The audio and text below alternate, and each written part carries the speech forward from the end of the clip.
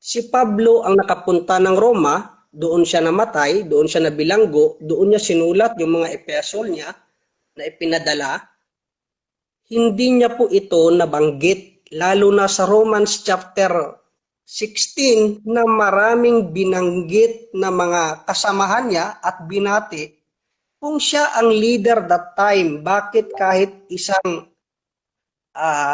talata man lang, isang salita man lang, o Peter, binabati kita, bakit wala tayong mahagilap? So, sa biblical evidence, ito lang yung kinunan nyo ng basihan ang 1 Peter chapter 3, kahit alam naman natin na Babylonian yan. Wait lang muna. Bro, Kasi may tanong pa rin Darius sir kanina. Kasi dami niya binasa kanina, mga church fathers. Actually, meron pa yan dito sa mga Bible scholar ng mga protestante. Inaamin naman nila na ito ay Roma. Pero ginigiit mo Mesopotamia. So, ang tanong ni Brother Darwin ay, makapatunay na nakapunta si Pedro sa Mesopotamia, Babylonia? Yes or no? Yan yung nabanggit mo na 1 Peter. Actually, Bro, hindi bro, lang po yan historical book, kundi biblical evidence na yung tinutukoy niya talaga ay literal. wait lang bro. Bro, ang tanong ni Brother Darwin, bro, wait lang. Ang tanong ni Brother Darwin kasi, historical books. So, maliban sa 1 Peter 5:13, magbigay ka ng historical books to prove na tama yung interpretation mo na yan nga ay literal Babylonia. Sa reform kagaya ko ay sola scriptura, mas matimbang Bro, ang wait lang basihan bro, ng wait lang bro, Biblia wait lang bro, wait lang bro. kaysa Bro, wait lang. referensya. Bro, hindi kasi tinatanong ni Brother Darwin, ano ang mababasa sa 1 Peter 5:13? Ang tanong ni Brother Darwin, meron ka bang historical books na mag-back up sa paliwanag mo na yan nga ay tumutukoy sa Mesopotamia, Babylonia? Marami lang yung Mesopotamia Ay, dyan eh. meron. Actually, mayroon. May hard copy ako. Pero Asan bro? Ilabas na bro. aabangan natin yan sa sa February. Talakayin natin ito, mga kapatid, samahan ninyo ako.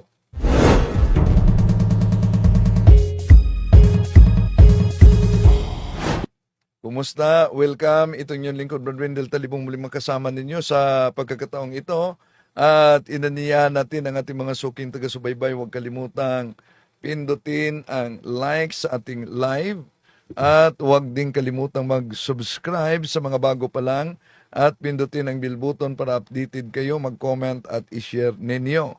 At inaniyahan natin ang ating mga suking taga-subaybay. Huwag kalimutan ding subscribe sa Factbusters PH, nasa link natin sa descriptive title. At ang pangalawang channel, Pananampalataya at Katwiran, nasa link. At kung saan man kayo ngayon nakabase sa mga nanonood, paki-comment please kung saan kayo para alam natin kung saan kaabot ang bidyong ito, lalo na sa mga OFWs na nagsubaybay natin sa iba't ibang bansa sa ating mundo. Kumusta sa lahat nating mga suking taga-subaybay? Welcome! Okay, Brother Darwin, good evening. Good evening mga kapatid na nandito. Maraming salamat sa inyo na nandito, Brother John Ray, Brother Angel, Brother Jando. Kayo ang nag-welcome sa mga kasama natin na nandito, Brother Angel, Brother Wendell Talibong, Brother Tata Rosal, Brother Vincent, Brother Romer,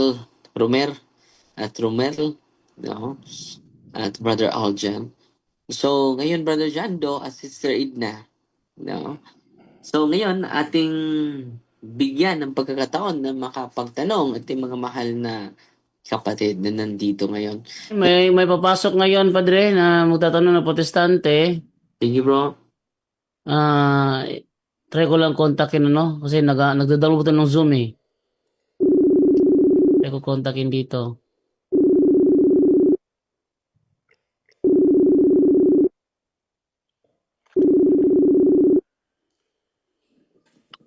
Hello bro, good evening bro. Bro, good evening. Ako?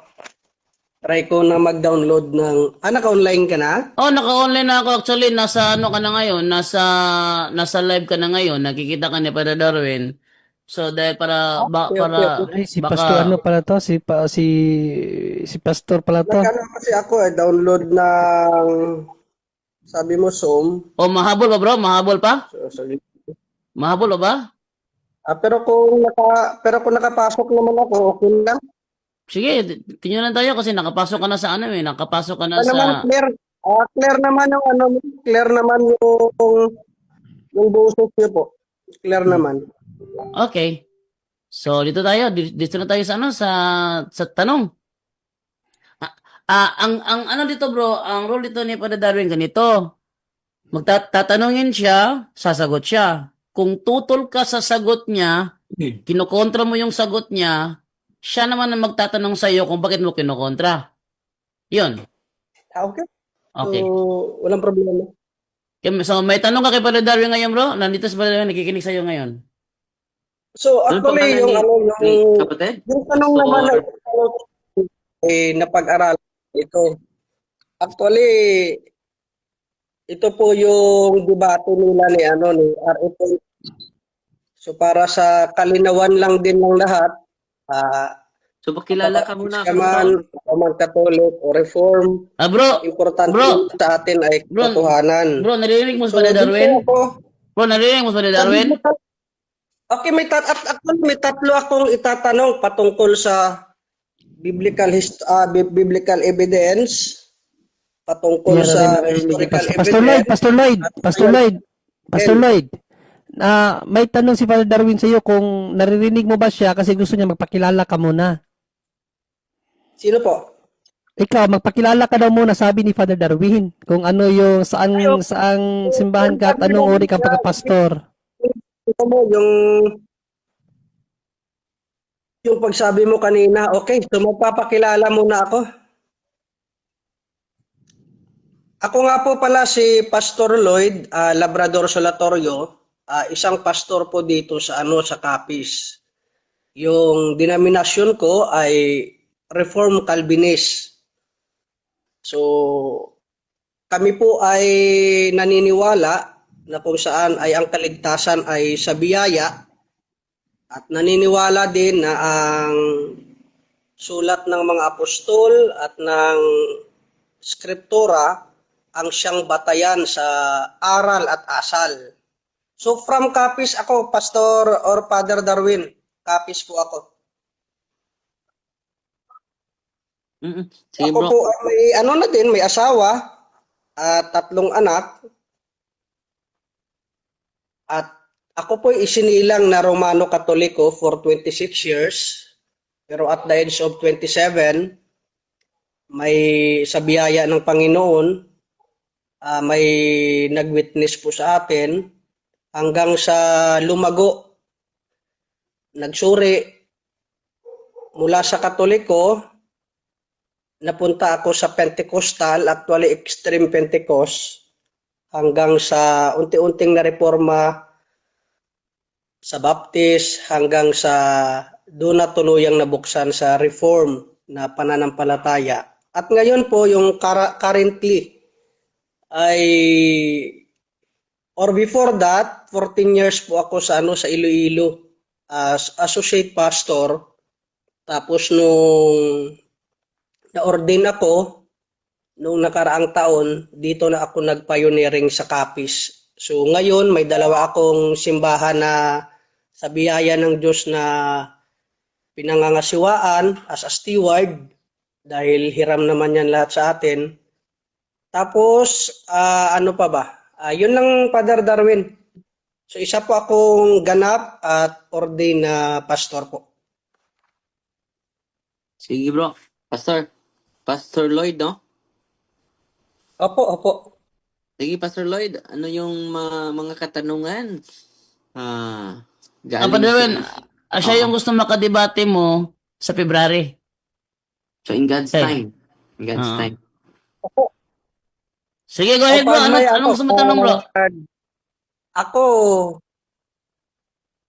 kinagagala ko po talaga na makadebate kayo. So we have debate also na-debate ko na rin si Pastor RA, 2 beses. So isang karangalan din na makipagdiskusyon patungkol po sa katotohanan. Lalo na po sa inyo, Father Darwin. Yung habol lang naman natin ay hindi naman panalo, kundi kahit matalo, basta malaman ang katotohanan, doon tayo. Sige, pwede ka na magtanong bro. At Brother Darwin na bala sumagot. Okay, so dito po tayo muna sa biblical evidence. Patungkol sa inyong sa inyong debate. Actually, kailangan talagang malaman, nabanggit niyo po doon na si Pedro po ang siyang apostolis or kauna-unahang papa ng Roma, at nabanggit nyo rin po na si Pedro ay namatay sa Roma at sa kasalukuyan nandun pa yung kanyang mga buto. So yung tanong ko ay, saan sa Biblia mababasa, biblical evidence, na malalatag nyo na si Pedro ay una nakapunta sa Roma? So, yun ang katanungan mo, kapatid.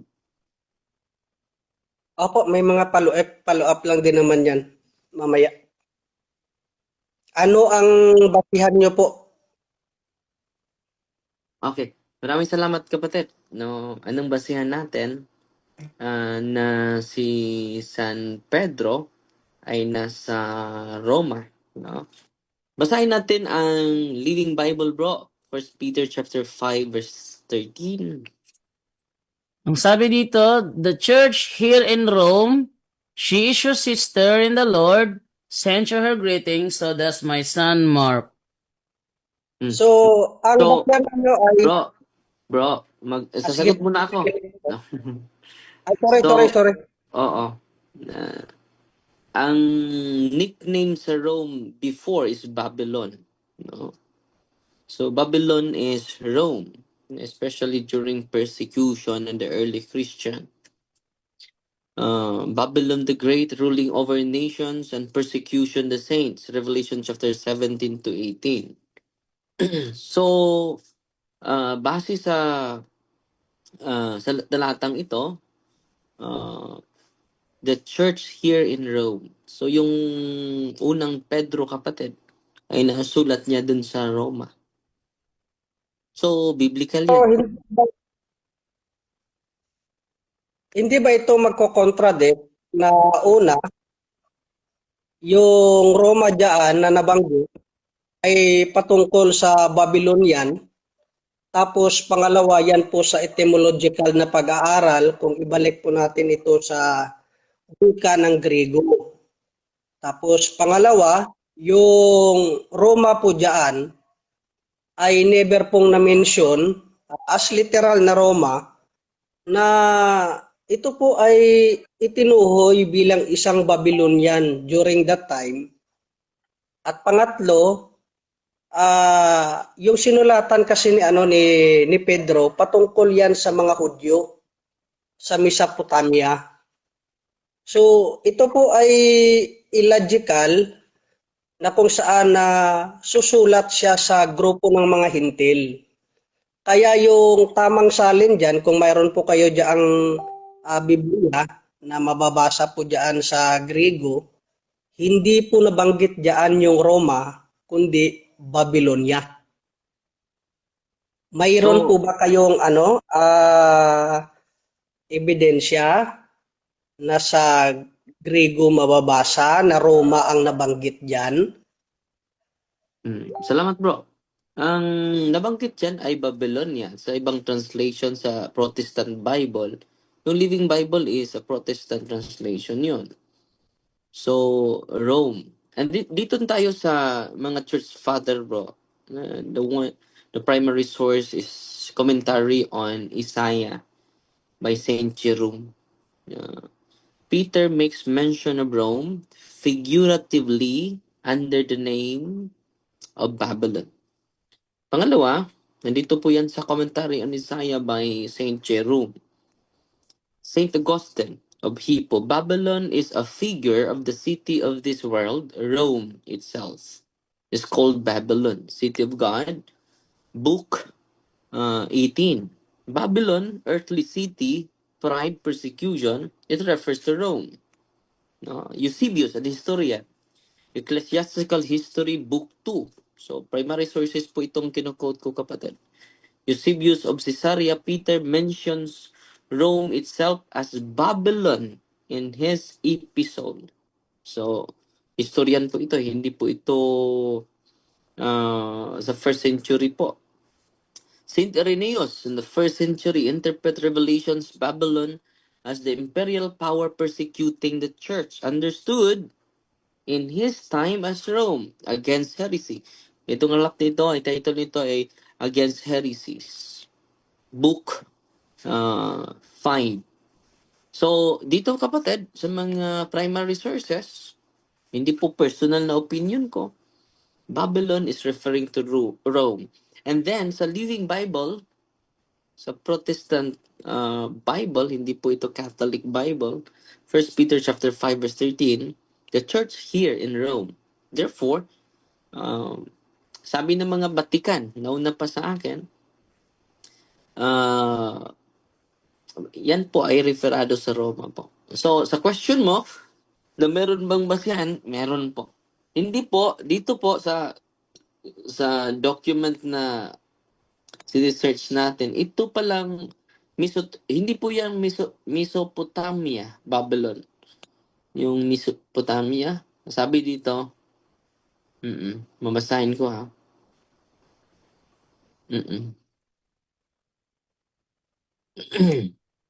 Wait muna mga kapatid.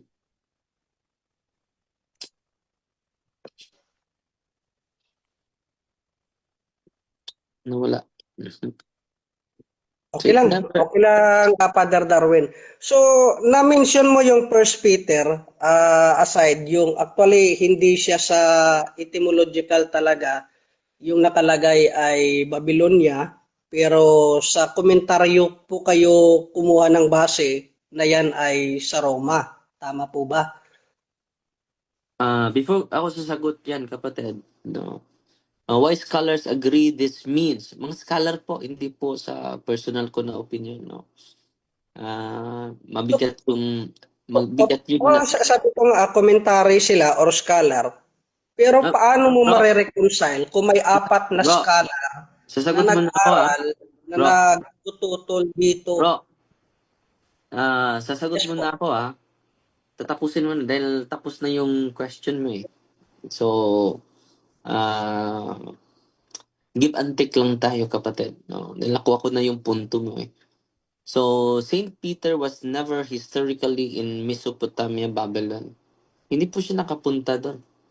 No, he was martyred in Rome. Early Christian used code language.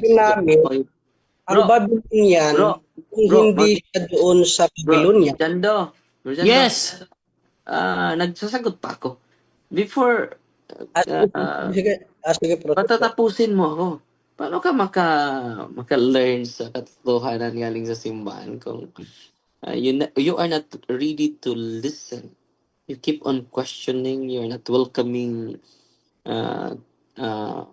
things which are not contrary to your idea. So, kapatid, patatapusin mo ako dahil hindi ako kasi, Father Darwin, ganito, nakikinig naman tayo. Bro, wait lang bro. Ko muna, napukunin natin yung patungkol sa correct interpretation. Wait lang bro kasi ng salitang Babylonian sa First Peter. Bro, wait lang. Kasi sumasagot si Father Darwin naman at hindi pa siya tapos. Yan mo makapagtapos. Kung kukontrahin mo yung Bible scholar, mamaya na. Ikaw tatanungin ni Father Darwin. Sa ngayon, sasagot pa siya, patapusin muna natin. Pag tapos na siya, sasabihin niya tapos na siyang sumagot. Go ahead, Father Darwin. Good. Sige. Una, Father Darwin po. Dahil pastor ka eh. Mga member mo nakikinig ngayon. No? So kung naghahanap ka talaga ng katotohanan, maghintay ka. The virtue of patience should be seen the way you ask question. May panahon, there's time for everything. Binibigyan ka namin ng pagkakataon na magtanong. So, bigyan mo din kami ng panahon na masagot yung tanong mo. So, just wait. So, ngayon, sa mga Bible scholars po, see to it na ang Bible scholar mo na may totoong document, ha. Hindi lang yung nagpakilalang self-appointed na Bible scholar. Unang-una kapatid, ha, ipatunayan mo na nakapunta historically si Pedro sa Mesopotamia, Babylon. Hindi po siya kailan nakapunta doon. No, bigyan mo ako ng references. Ito yung ipasagot ko sa iyo, ha. Kung totoo na Mesopotamia, Babylon 'yon, kailan siya nakapunta doon? So hindi siya nakapunta doon. Pangalawa, hindi pa ako tapos na sumagot, no. Yung Babylon na 'yan ay it refers to Rome dahil sa Revelation chapter 17 verse 18, ang ginagamit din ni San Juan is Babylon. It is not referring to Mesopotamia. So si Saint Jerome sabi, Peter makes mention of Rome figuratively under the name of Babylon. Commentary on the book of Isaiah. Saint Jerome po ito, 2nd century. No? Malapit po ni San Pedro. Kailangan yung mga primary source mo, malapit sa mga church fathers or disciples of the disciples. Ito naman si Saint Augustine, 3rd century. Babylon is a figure of the city of this world. Rome itself is called Babylon. Sa kanyang aklat na City of God, book number 18. So, dito naman, si historian Eusebius of Caesarea.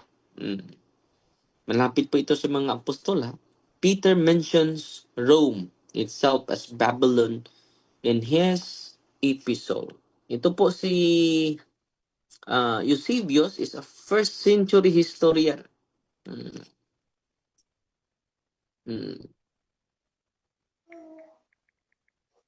So, 1st century historian.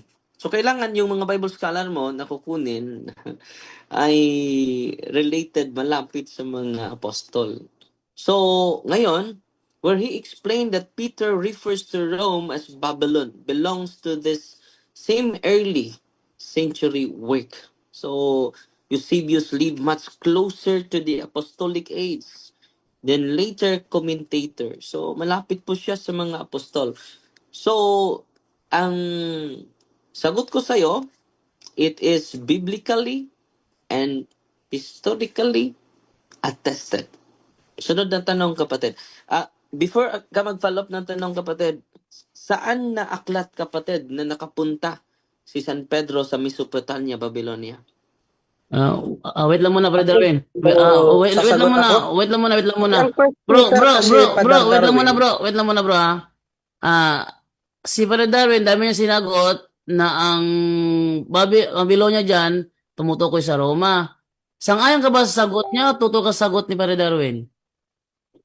Total, Okay, yung total. tinutukoy Okay, kasi total. dyan sa 1 Peter, hindi po yan figurative or pinahalin tulad na ang Roma ay Babylonia. Dahil yung unang siglo, may nag-i-exist talaga na yung Babylon na yan at yung Babylon mismo ay ayon po yan sa historical evidence na nasa Mesopotamia.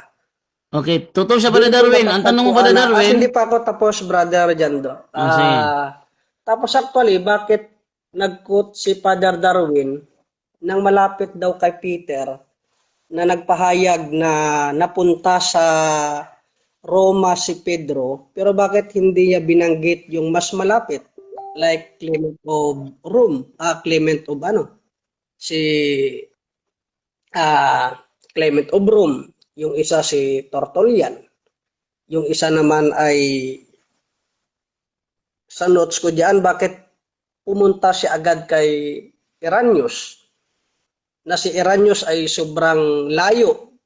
I think nasa mahigit 100 taon o sobra pa bago nagtala na si Pedro ay nasa Roma. Kasi nga kung pagbabasihan natin ang biblical evidence, dapat kung may historical tayo na hahagilapin ay dito sa Book of Acts, sa Apostle, tsaka sa Book of Roma.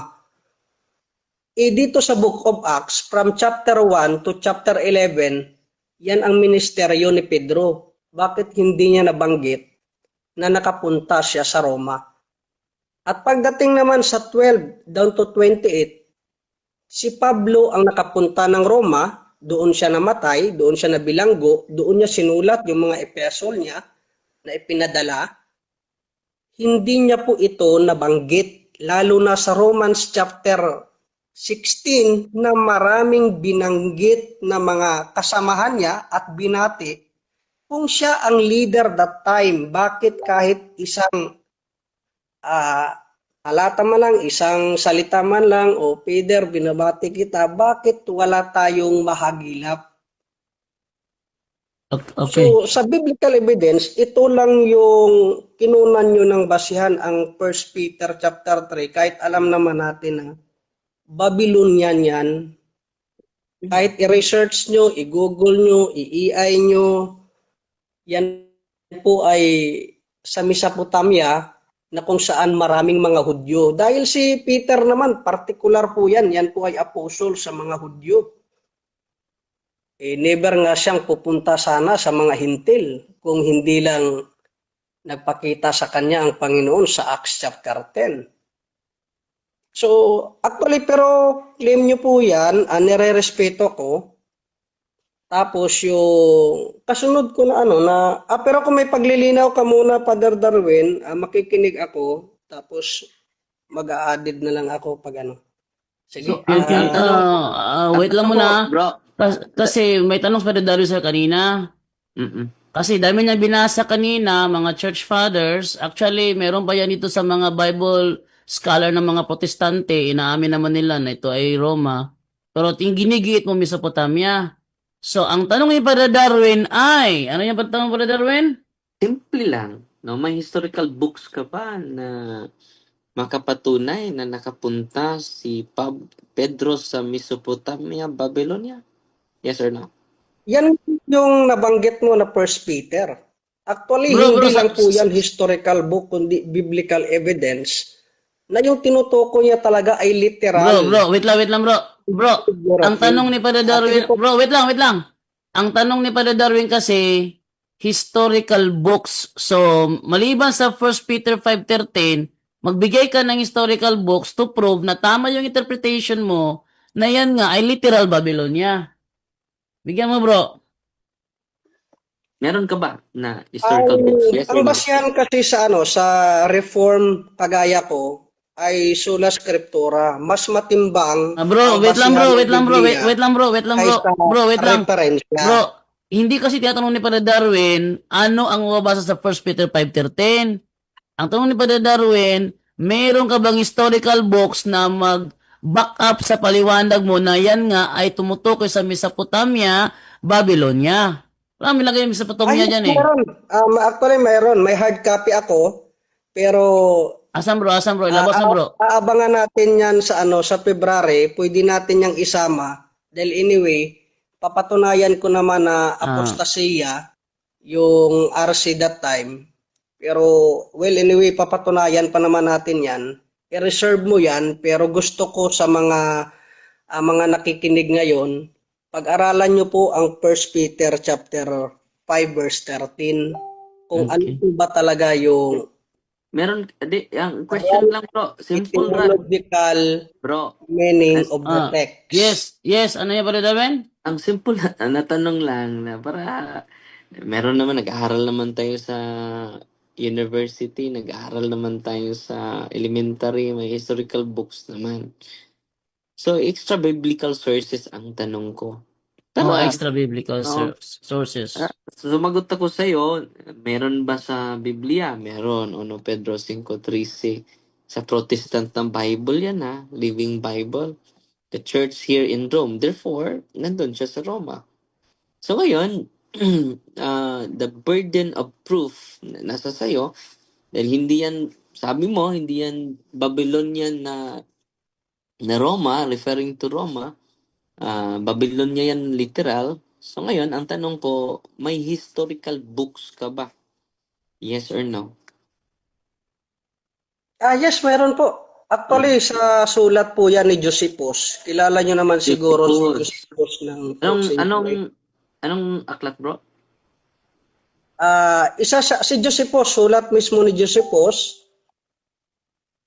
isang historical ano po siya ng ng Jewish. So isi-send ko po sa inyo, pero yung details po diyan na sinabi niya na madalas na nababanggit sa kanyang sulat na ang Babylonian sa Mesopotamia. Dahil dito, naninirahan ang maraming Hudyo ayon po yan sa dokumentong naipresenta na kung saan ay isa dito sa mga nakapagtala ay si Josephus. Bro, basahin mo, bro. Wag mong ang gusto ko ibasahin mo, wag mong i-elaborate. Anong page? Ang sabi ko, wala akong hard copy ngayon na hawak, 'di ba? Sa online lang tayo. So preview lang. Pag ano nyo naman kasi may mga ano naman kayo diyan, may mga researcher. Actually, hindi lang naman wait, ikaw, wait lang, Darwin. mabasa ako dito, Pare Darwin, para... Nakapag-usap ko ngayon. Pare Darwin, Hindi po yan babasa... masuri. Wait. Totoo ba na nagsabi si Josephus Ito. ng 1st century Ito na. tungkol sa... Ito na, Ayan, bro. nag-EI ka na nga. Oh. Bro, ito na, bro, kasi... Ang sabi mo kasi kanina, kahit sa AI... Ito na. Hindi natawa lang talaga ako kasi nga mas matimbang pa si AI kaysa Bro, sa biblical. Ikaw ang nagsabi kanina, bro, di ba? Kahit itanong pa kay AI. Bro, ikaw ang sabi Ano sabi niya? Ikaw ang sabi kanina na kahit itanong pa kay AI. Di ba? Oh. Ayan, ito na AI, Pare Darwin. May sinabi ba si Josephus? May sinabi ba si Josephus na ang Babylonia sa 1 Peter 5:30 tumutukoy sa Mesopotamia, Babylonia? Maikling sagot, wala. Walang kahit anong sinabi si Flavius Josephus na ang Babylon sa 1 Peter 5:30 tumutukoy sa Mesopotamian Babylon. Ngayon, linawin natin ang historical at Catholic context only para pang debate level na sagot. Sino si Josephus? Ano lang ang sinabi ni Josephus tungkol sa Babylon? Oo, binanggit ni Josephus ang Babylon sa Mesopotamia pero bilang geographical historical location, kaugnay ng Jewish diaspora, Parthian Empire, history ng mga Hudyo. Wala siyang sinabi na si San Pedro ay nandoon. Wala siyang sinabi na may Christian community doon. Wala siyang sinabi na doon isinulat ang unang Pedro. At wala siyang sinabi na ang Babylon ng unang Pedro ay literal. Ayan. So, wala. Para rin, wala. So, bro, dahil... Sasagot ako bro kasi bro, nag-present na din si Jando. Bro? Kasi, Anong libro? sakit lang po, Father Basta, Darwin. Napasagot kasi si Jando, Flavius so kailangan Josephus, ko bro? muna Anong title? ay lang po man, tapos ipapaliwanag nyo po. Bro, may tanong si Paredar, Sige po, sige. Bro, nagbasa ako ng AI kasi sabi mo kasi kahit itanong pa kay AI. Bro, nagbasa ako ng AI kasi tanong mo kasi, sabi mo kasi kanina kahit itanong pa kay AI. Si Padre Darwin, wala siyang oras para magbukas pa ng AI kaya ako nagbukas ng AI para sa kanya. So ang tanong ito ngayon. Ang tanong pa Padre Darwin? Anong pangalan sa libro na nasa sayo na akda ni Flavius Josephus? Sinabi ba niya doon na si Peter ay nakapunta sa Mesopotamia? Sinabi ba niya literal? Yes or no? Actually, Father Darwin, iba yung, ang tanong mo sa akin sa una, para di tayo malito ng mga audience, patunayan mo na ang Babylonian ay nasa Mesopotamia. Hindi yan, So, bro. yung nabanggit Hindi yan dyan ang ni tanong ko. Bro, walang sinabi. Bro, So, yun, dito. Hindi, saglit lang. Sumasagot ako eh. Nagtanong kayo, kailangan ko rin sumagot. Kanina, nagtanong ako, kailangan nyo rin sumagot at sabi nyo, papatapusin ko kayo. Ngayon, time ko naman na sumagot. So, kailangan patapusin nyo muna ako, Brother Jando, para at least. Pero, bro, hindi yan ang tanong ko eh. Okay lang ba? Hindi. Bro, walang tanong si Padre Darwin kung nasaan yung Mesopotamia, Babylonia. Wala siyang tanong na ganon. Ang tanong niya, Sige, ang review ka na tanong, lang mamaya pagkatapos ng live. ang tanong niya kanina, Naka-record naman yan. bro, ang tanong niya kanina, kahit pa i-review mo itong buong video na ito, kahit i-replay mo pa ito, i-download mo, i-replay mo, wala siyang tanong na ganyan. Ang tanong niya kanina, Peter, nakapunta ba sa meron ka bang biblical sources na si Peter ay nakapunta ng Mesopotamia, Babylonia? Yan ang tanong niya kanina. So yung sagot ko doon sa 1 Peter mismo, chapter 5 verse 13, ang nabanggit po doon na Babylonian ayon po sa Mesopotamia. Ngayon yung tanong mo, sabi mo na nag-research kung totoo ba na ang Babylonian ay nasa Mesopotamia, nabanggit ko si Josephus. Ngayon nag-research ka kay EI. Ganito kasi yan. Ang EI, dalawa kasi ang sagot. Pag tinanong mo siya, napatunayan mo na si Josephus hindi nagsabi na ang Babylonian ay nasa Mesopotamia, sasagot siya ayon kung ano yung tinanong mo. Ngayon, kung tatanungin ko naman si AI, pwede mo bang patunayan na totoo na ang Mesopotamia or ang Babylonian ay Mesopotamia? Ito Wala tayong yung problema kanyang dyan, bro. mismo sinabi. Bro, Bro, hindi Ito yan ang ang sabi tanong. niya, Hindi yan ang tanong ni Brother ayon Darwin. na ating authentic of the Jew. Bro, Hindi yan ito tanong nga. ko. Bro, Hindi pa ako tapos bro. hindi, Tapos bro, ibibigay ko sa inyo. hindi yan ang Hindi tanong, na bro bahala eh. pagtanong Bro, Stroman ang ginagawa mo kasi, bro. Bro, ang ginagawa mo kasi, bro, Stroman ang ginagawa mo. Hindi yan ang tanong ni Father Darwin kung nasaan ang Mesopotamia. Ang tanong niya, meron ka bang historical sources na yang Babylon, na si Peter ay nakapunta sa Babylon, Mesopotamia, Babylon. Meron ka bang sources niyan? Yan ang tanong ni Father Darwin. Huwag mong baguhin yung tanong ko, So, kapatid. lilinawin ko lang, hindi yan strawman. Ang strawman, pag binaluktot Bro, ang kanyang posisyon. Direct to Ang the tawag point na, ay bro. pagsagot, Bro, hindi pagbaluktot Pastor, ng posisyon ni Pat direct Darwin. to the point So, na. ganito pa yan. Bro, O, dito direct to na the lang point tayo. na. Wait lang, bro. Ano tayo binabago mo yung ano ni Brother Darwin, yung tanong eh.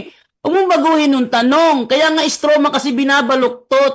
Huwag mong baluktutin. Ang tanong ni Brother Darwin, meron ka bang historical book, sources, na si Pedro nakapunta sa Babylonia? Yun ang tanong niya, yun ang ibigay mo. Yan ang sagutin mo, kapatid. Dahil makikita yan sa mga tao na binabago mo yung tanong ko. No, hindi ka naman ako nagtatanong na ang Mesopotamia nasa Babylonia ba? Hindi yan ang tanong ko. Huwag mo baguhin. Ang tanong ko, Una po tayong binabago dito. mababasa ba sa Biblia, may historical ano ka ba, document? Simple lang, parang alam ng mga intellectual na mga nakikinig sa atin na direkta ka bang sumagot? Maliban sa Biblia. Hmm. Meron bang historical books na nagsasabi na si Pablo nakapunta sa Babylonia, Mesopotamia? Yes or no? Yan lang ang simple na sagot ko. Kung wala, wala naman. Wala akong extra biblical sources. So, Ganun. simple lang din naman yung sinagot ko. Peter chapter 5 verse 13. Pero yung mali nga lang, hindi nyo po ito tinanggap. At other po sa mga scholar ay may 4 po akong naipresenta. Sino? Maliban sa mga scholar na 4 na naipresenta, ay nag-quote po ako at pinatunayan sa inyo ayon sa inyong tanong na yung Babylonia na yan ay nasa Mesopotamia, kaya nga sumagot ako ng ganon. So ngayon yung ano ko, yung Asan bro? sabi ko sa inyo, Bro, asan ay yung, wala akong asan yung hard historical copy. book, bro? Pero mayroon akong naikot para i-research ninyo na magpapatunay sa binanggit ko na Mesopotamia Sige, or sige. ang Babylonia na nasa Mesopotamia. Sige, para in At fairness tapos na lang. sa tanong ninyo kung may ebidensya ba ako, sabi ko, nag-reply ako bilang isang reform, mas matibay na basihan para sa amin ang Biblia Sige, sige. kaysa sa referensya. Bro, may AI ka ba dyan, bro? May AI ka dyan? Meron. Tanungin mo daw yung anong AI gamit mo, Chat GPT, anong gamit mo na AI? Dito meron namang pwede rin sa research ko. Hindi, anong AI gamit, ChatGPT, anong pwede AI gamit mo, bro? Gemini, pwede rin ano. Bro, anong AI gamit mo ngayon? Ito, punta ako sa ChatGPT. Tanungin mo sa ChatGPT, bro. Yung Babylon ba sa 1 Peter 5:13 ay tumutukoy sa literal na Babylon o Roma? Tanungin mo ra, anong sasagot niya? Ayon sa kanya, o ito, historical evidence, Hindi yan, bro. historical, Huwag mong balago yung tanong. papatanongin Bro, natin, bro, bro. wait lang ha. Ang balago yun ng tanong. Ang tanong dyan is, tanongin mo si ChatGPT mo dyan, yung Babylon ba sa 1 Peter 5:13 ay tumutukoy sa Babylonia literal o sa Roma? Tanongin mo, anong sasagot niya? Ayun nga yung binabanggit ko, nire-relay ko sa inyo kung ano yung tanong ko sa kanya para mabasa mo. Bakit nababasa mo ba yung na-type ko? Hindi. Kaya nga sabi ko, dito, historical evidence na nagpapatunay. Hindi, ano? Ano bang tanong mo? Oh, Ano sabi ko bang na nga tanong ba, mo? sabi ko na nga ba eh. Ang sabi ko, itanong mo sa ChatGPT mo kung ano yung Babylonia sa 1 Peter 5:13. Tanungin mo. Ano ang Babylon sa 1 Peter 5:13? Tanungin mo. Ano sagot niya? Iparinig mo sa amin sagot niya o di kaya screenshot mo, send mo sa akin at ipakita sa live. Ano ang Babylon sa 1 Peter 5:13? Anong sagot niya?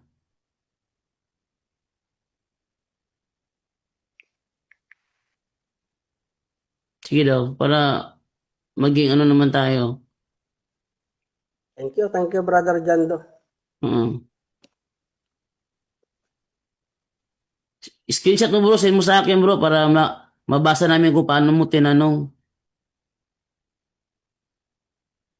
Ano yung Babylon sa 1 Peter 5:13? Anong sagot niya dyan?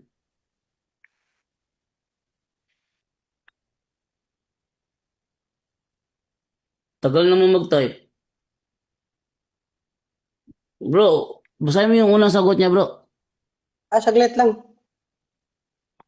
Para, kanina ka pa nagtatype, di ba tapos yan? May mga follow-up question ka? Doon lang muna sa una. Mamaya na yung follow-up question mo. Doon na lang tayo sa una. Yung unang tanong na gusto ko ipasagot sa kanya. Last 5 minutes na, Brother Jando, ha? Lagi, last 5 minutes na lang kasi pagkatapos mo na dyan si Brother Fro from, saan ba yun si Brother Fro? From, ano, Na, Netherlands? Anyway, may ano naman ako, may live naman ako mamaya. Ayun na, Hindi, type. hindi, sagutin mo na lang bro. Gusto mo marinig bro. Anong sagot ni chat ibig sa tanong ko? Ano ang Babylon sa 1 Peter 5:13? Anong sagot niya? Sa 1 Peter chapter 5:13, isang lugar na binanggit ang nasa Babylonian. So ito po ay hindi simbolikal. Sa hermeneutical na pag-aaral, kung walang malinaw na indikasyon na simbolo, dapat literal yung unang pagbabasa. Teka, mukhang So yung kanyang sagot ay pabaluktot hindi po ito simbolikal, kundi pag Hindi, hindi simbolikal, yan po wala ay akong literal. tinatanong, Sa Book of Revelation kasi, wait lang, may symbolic kasi. may ginalaw ka may ginalaw ka wala akong tatanong kung symbolical ba. May ginalaw ka wala ko tinanong symbolical ba. Ang sabi ko, ganito ang itanong mo.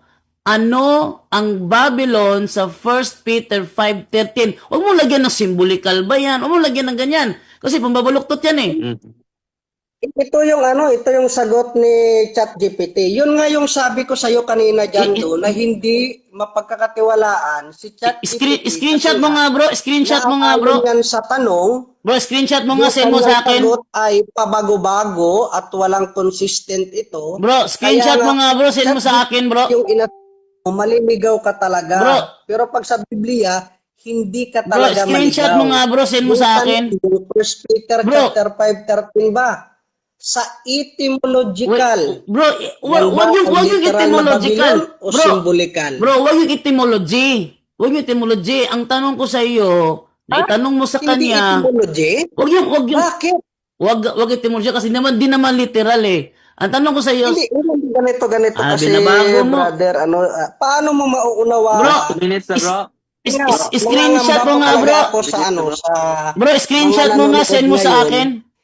Hindi mo pinagamit yung Bro, etymological bro, na ibalik bro, sa original na meaning. bro, screenshot mo nga, bro, send mo sa akin, bro, be, gusto kong makita. Screenshot mo nga. Bro, screenshot mo nga, bro, send mo sa akin, bro, basahin ko yung tinype mo. Tapos, hanggang dito na lang tayo Bro, kasi 9:58 na. ikaw na lang mag-research, bro. Mm. Dahil hindi siya magsasalita ng katotohanan eh. Ang gusto ko lang, Hindi, screenshot kayo mo, yung bro, nagsasalita screenshot mo ng lang, bro. katotohanan. Bro, Kasi nga 2 lumayo kayo minutes na sa lang. Biblia. Lumanap kayo ng ibang Eh, bro, Bro, wala na tayong oras, bro. hindi na bro, wala asahan nang ang oras, galing. bro, wala nang oras. Bro, wala nang oras, bro. Ay, hindi alika yan. Paghanap mo talaga ang bro, katotohanan, bro, paghanap mo talaga ang bro, oras. wala nang oras. Screenshot mo na lang, send mo sa akin, babasahin ko kung paano mo tinanong. Ganun. Okay? Screenshot mo, send mo sa akin para mabasa ko kung paano mo tinanong. Ganun lang. Kasi wala nang oras eh. Sige bro. Hintayin ko yung ano bro ha. Screenshot bro ha. Naaawa talaga ako sa Sige, sige, sa sige. Hintayin ko na lang yung screenshot kasi hahaba tayo eh. Wala nang oras. Send mo sa akin yung sige. screenshot. Oh, Send mo sa akin yung screenshot tapos basahin ko lang kung paano mo tinanong sa ChatGPT. Sige bro. Sige, next time naman ulit. Salamat sa iyo, bro, ha. Magbigay ka ng huling mensahe, bro. Bago ka magpaalam. paano ngayon ako makasagot? Mamaya, paano ako makasagot kung minali mo yung ano ko, yung pag-screenshot ko? Anong Kung mali? huli-huli na pala Ito, ito na hindi na pala ako pwedeng mag-join sa live ninyo. tatawagan kita, bro. Tatawagan kita kasi mag-blessing pa sa Father Darwin. Tatawagan kita pagkatapos niya. Okay, okay. Sige, Sige. respeto naman natin yan. Oh. Okay. So, uling mensahe ko. So, maraming salamat po sa mga nakikinig. Father Darwin, Brother Jando. Isa lang din naman yung habilin ko, habilin ng ating Panginoon. Alamin ang katotohanan at ang katotohanan ang siyang magpapalaya sa atin. So, God bless po sa ating lahat. Sige, mamaya, Brother bro. Jando, maraming salamat po. Mamaya, tawag kita mamaya. Send mo sa akin yung screenshot. Tawagan kita mamaya. Sige, sige, sige. Sure, sure. Okay, Father Darwin. Nagkainitan. Unang-una, kapatid, hindi po yan tumutukoy kahit kaya nga hindi niya babasahin eh. Dito ni research natin, 1 Peter chapter 5 verse 13 is understood to refer to Rome. So hindi niya babasahin ito dahil contrary po ito sa kanya eh. Not Mesopotamia, Babylon. This is the overwhelming consensus. Ano sabi? This is the overwhelming consensus of early Christianity grounded in scripture, history, and the church fathers. So, hindi na yan matitinag mga kapatid, no? So, ngayon, mag-bless muna ako, At advice na natin ni Pastor Lloyd na mas mabuti na kung ano yung nasa sa reference, sabi na natin, di ba? Binabago niya yung tanong ko eh. Ang Mesopotamia ba ay Babylonia? Hindi naman yun ang tanong ko, no? Ang tanong ko kung si Pedro ba ay nakarating sa Mesopotamia, Babylonia. Kung hindi, so yung church in Babylon, 1 Peter chapter 3 verse 5 verse 13, hindi po yun Mesopotamia. No? So yan po ang katotohanan mga kapatid. Mahirap talaga we will go against to the truth. No? So yan po ang simpleng sagot natin, simpleng tanong siya saan ba? Sa Biblia. Ginagamit natin yung Protestant Bible. Hindi naman natin yun, no? The church here in Rome. So yung Rome pala, ang First Peter, naisulat pala ni Pedro sa Roma. Doon siya namatay eh. Nandun niya yung libing ni San Pedro eh. Hanggang sa ngayon, no? So ngayon, mag-bless na ako dahil ang sarap ng pahinga mga kapatid. At i-bless natin yung mga religious items ninyo. At nagpasalamat din ako kay tatay, may pinupost ako na tuwang-tuwa dahil grabe yung healing niya, pero yung conversion time, pinaka-importante si Tatay Mariano. So, kita niyo yung ni-reels ko, si Tatay Mariano, no, na nakalakad na for 5 years, hindi siya makalakad kung walang sungkot. Pero ngayon, naka, nakasaka na, nakaakyat na sa Chocolate Hills, no, for 5 years, so walang sungkod po. Si Tatay Mariano daw ayan, 79 years old, sa Valencia, Bukidnon. No? So, sinishare ko yung testimonya niya. Tuwang-tuwa po ang buong pamilya niya, no? Because of the sacraments and the renunciation of the whole family. Pumunta sila sa office natin. At yung healing, secondary lang po yun. Yung pagpalayas ng demonyo, secondary lang po yun. Ang pinaka-importante yung conversion ng buong pamilya po. Yan po ang tunay na milagro. So ngayon, mag-bless muna tayo ng mga religious items ninyo, no? Hmm. Unahin natin yung salt ninyo, mga kapatid. In the name of the Father, and of the Son, and of the Holy Spirit. Amen. The blessing of salt. Our help is in the name of the Lord who made heaven and earth. You creature of God's salt, that purge the day of evil, may the living God, by the true God and the holy God, may the God who ordered thee to Lysias, the prophet, to be cast into water to cure its unfruitfulness. Be thou purified salt, for the health of believers, giving soundness of body and soul to all who use thee. In whatever place thou art sprinkled, may phantasm and wickedness and Satan's cunning be banished, and let every unclean spirit be repulsed by him, who shall come to judge the living and the dead in the world before. Almighty everlasting God, humbly we implore your boundless mercy, that thou would thine your goodness to bless and sanctify this creature of soul, which you have given for the use of mankind. May all that use it find in it a remedy for soul and body, and let everything which it touches or sprinkles be freed from uncleanness and assault from evil spirit. To Jesus Christ our Lord. Amen. So, yung mga salt ninyo ay holy and exercise salt na po yan. Sunod nating i-bless ang inyong tubig. You creature of God, water, I purge thee of evil, in the name of God the Father Almighty, in the name of Jesus Christ, His Son and Lord, in the power of the Holy Spirit, that thou mayest be water fit to braces against the envious foe. Mayest thou be empowered to drive him forth and exalt him together with his fallen angels, with the power of the self-same Jesus Christ our Lord, is coming to judge the living and the dead in the world by far. O God, for man's salvation, those dispense wondrous mysteries, with efficacious sign of water, hearkens our prayer, pouring forth your benediction upon this element which consecrated manifold purifications. May the scripture serve you in expelling demons and curing diseases. Whatsoever sprinkles in the homes of the faithful, but cleansed and delivered from harm, let such homes enjoy spirit of goodness, and the air of peace, freed from baneful and needless snares by the sprinkling of this water.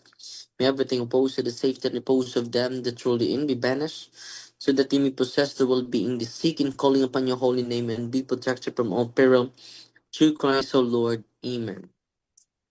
May the salt and water be mixed together in the name of the Father, and of the Son, and of the Holy Spirit. Author of invincible strength and King of conquerable empire ever, the glorious triumphant one, who restrained the force of the adversary, overcome the forces of the divine enemy, who boldly put down hostile influences, prostrate and first may beseech thee. Lord, consider kindly this creature of salt and water, make it honored and sanctify it with the Jewish witness, wherever the sprinkled in your name, may devils and infection cease, venomous serve heaven afar. But let the presence of the Holy Spirit be with us, we implore your mercy. To Lord Jesus Christ, our Son, who lives and reigns with you in the unity of the Holy Spirit, one God, forever and ever. Amen. The blessing of oil. Our help is in the name of the Lord who made heaven and earth. God's creature oil, it casts out the demons from you, beget the Father Almighty who made heaven and earth and sea and all that they contain. Let the resurrection power, the devil's legions and all Satan's attacks and inclinations be dispelled and driven afar from this creature oil. Let it bring health in body and mind to all who use it in the name of God the Father Almighty, in the name of Jesus Christ, His Son, and Lord, in the power of the Holy Spirit, the Paraclete, as well as in the love of the same Jesus Christ, our Lord, who is coming to judge the living and the dead when the world be fall.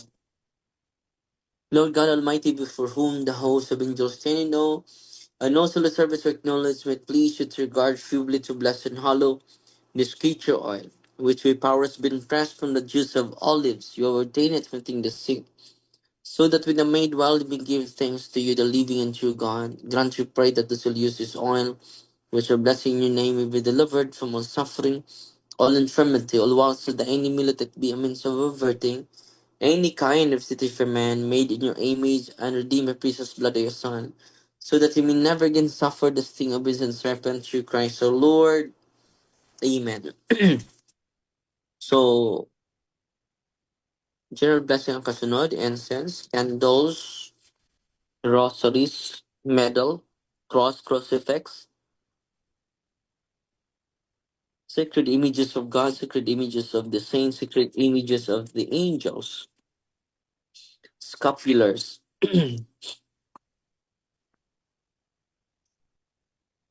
all your religious items. Heavenly Father, through your Son, Jesus Christ our Lord, in obedience to him, we embrace the ministry he has entrusted to his bride, the church. Grant down your mercy, we pray, a very special and powerful blessing with all religious items, that we will also use the ministry of healing, spiritual liberation, and exorcism. Dying that through the blessing you bestow, may it be a very potent and terrible weapon against the attacks of the evil one and his legions. May these religious items mighty restrain the devil and his demons and all unclean spirits, rendering them powerless and able to harm the collective of peace and people and to whomever. These are used in the exercise of the ministry wherever it is kept. Unclean and diabolic spirits flee in fear, never daring to harm nor even approach. This we ask in the name of Jesus Christ our Lord. Amen. So magsagawa ako ng simple prayer of deliverance, mga kapatid. In the name of the Father, and of the Son, and of the Holy Spirit. Amen. In the name of Jesus, I break the seal and the consecration upon you. In the name of Jesus, I break all curses and against you and all spells from around you. In the name of Jesus, I break any unholy ties, links and bandages between you and all adversaries and spirits. In the name of Jesus of Nazareth, those tremendous powers, God, and those most powerful and salvific name, I rebuke, repudiate, bind, and cast out all unclean spirits to depart from them, and fill them with your presence, love, healing, and consolation. I seal you to the most precious blood of Jesus Christ. I consecrate you to the sacred of Jesus, Immaculate Heart of Mary. Amen. The Lord be with you. And with your spirit. Almighty God bless you in the name of the Father, and of the Son, and of the Holy Spirit. Amen. So maraming salamat po sa inyong paghihintay at sakripisyo at pag-uunawa. No? At salamat tayo, maraming mga tao na nag-attend sa ating sports and evangelization po. Tuwang-tuwa po yung mga tao. Salamat din tayo sa mga supporters natin na walang sawan tumutulong sa atin sa ating sports and evangelization at sa mga evangelizers natin na nandito po. Maraming salamat po at nagpasalamat din yung ah, sila si Father Aldia sa mga nagpadala para sa St. Therese,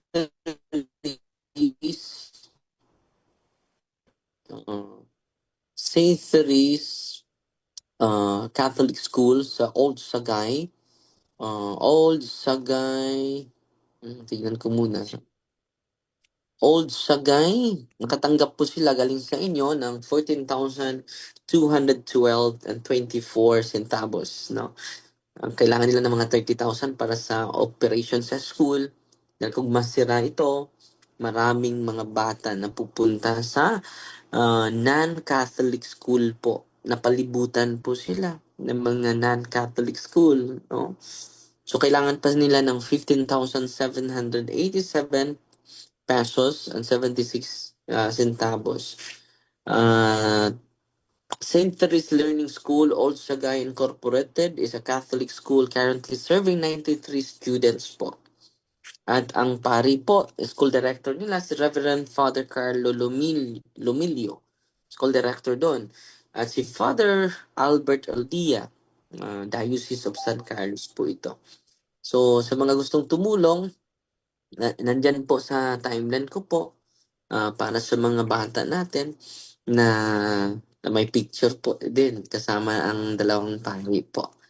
At pasalamat din ako sa mga tumutulong ni Brother Jason Bacolta at meron tayong kasamahan na na CFD na sa ICU ngayon, si Brother, unang pangalan niya.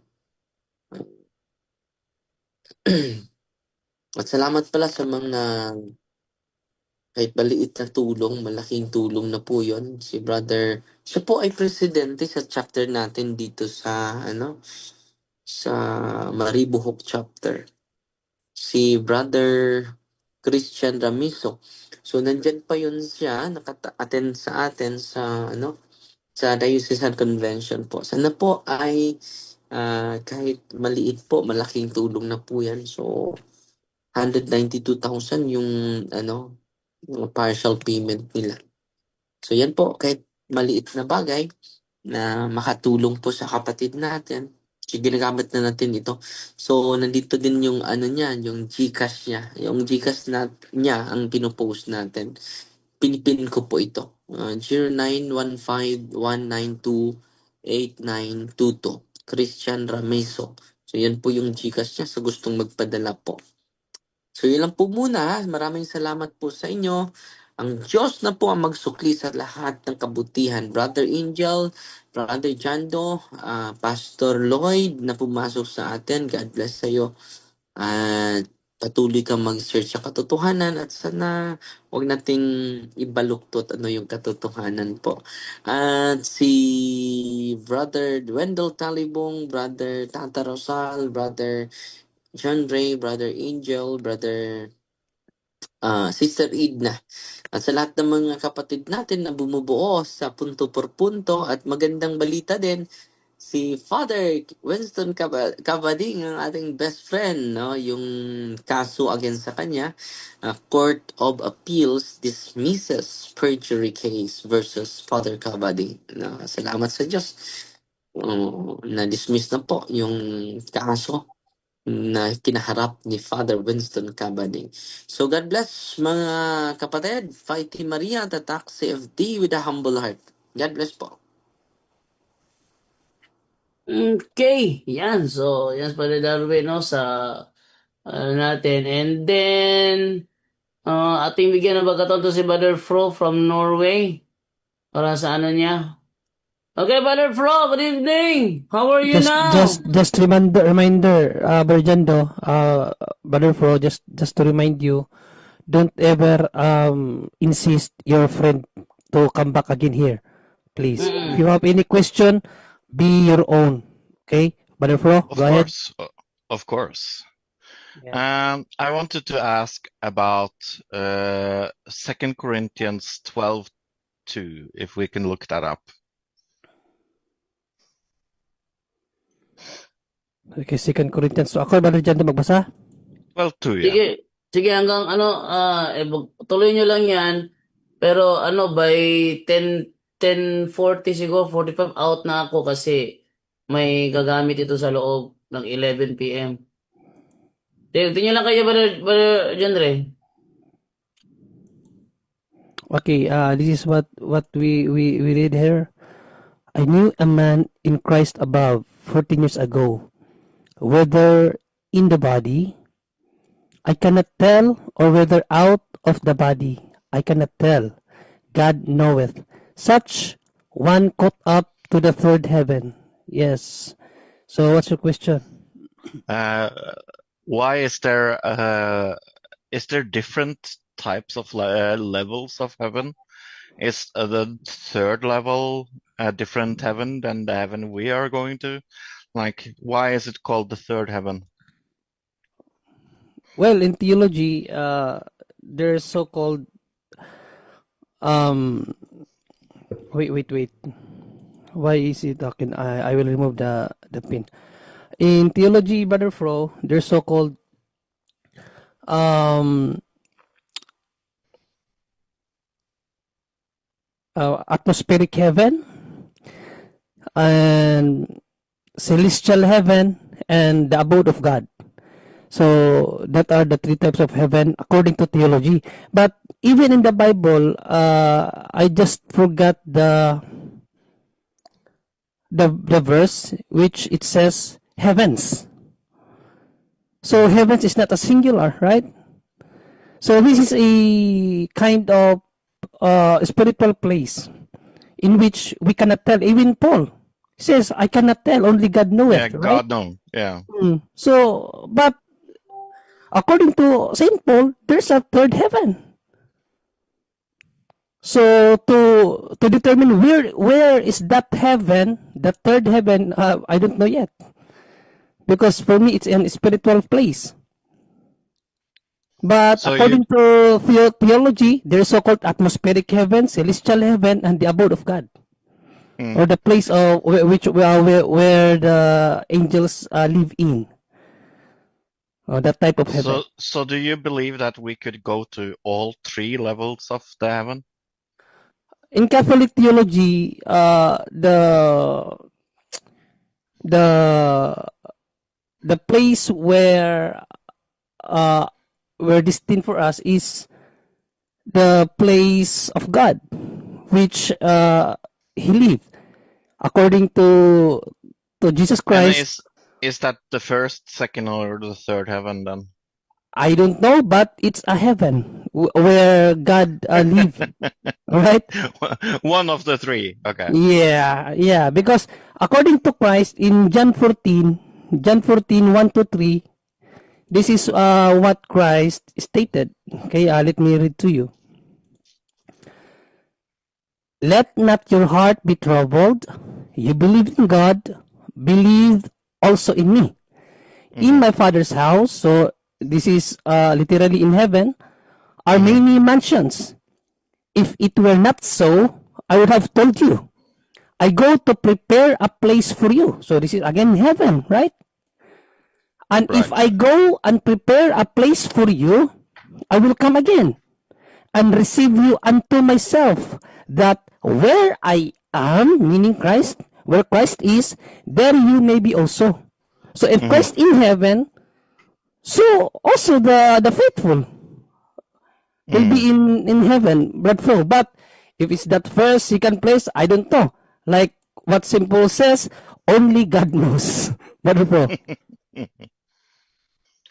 So when we pray to get to heaven, and we want to go to heaven, Where's your we camera, want... brother Fro?